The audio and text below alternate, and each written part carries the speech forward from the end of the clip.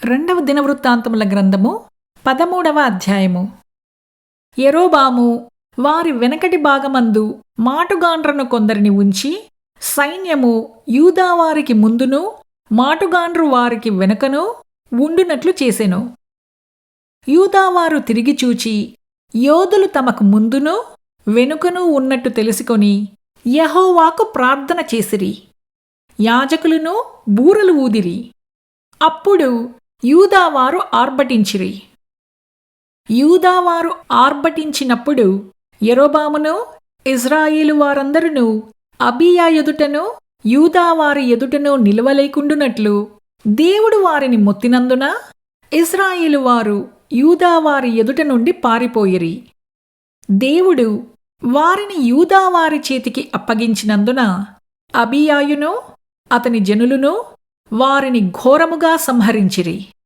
ఇజ్రాయేలు వారిలో 5,00,000 మంది పరాక్రమశాలులు హతులైరి. ఈ ప్రకారము ఇశ్రాయేలు వారు ఆ కాలమందు తగ్గింపబడిరి కాని యూదావారు తమ పితరుల దేవుడైన యెహోవాను ఆశ్రయించిన హేతువు చేత జయమొందిరి. అబీయా యెరోబామును తరిమి బేతేలును దాని గ్రామములను, యెషానాను దాని గ్రామములను, ఎఫ్రోనును దాని గ్రామములను పట్టుకొనెను. అబీయా బ్రతికిన కాలమున యెరోబాము మరలా బలము పొందలేదు.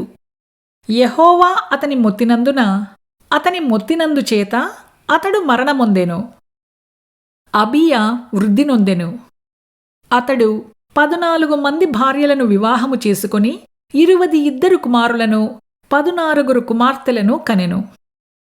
అబీయా చేసిన ఇతర కార్యములను గూర్చియు అతని చర్యను గూర్చియు అతని కాలమున జరిగిన సంగతులను గూర్చియు ప్రవక్తయైన ఇద్దో రచించిన సటిక గ్రంథమునందు వ్రాయబడియున్నది.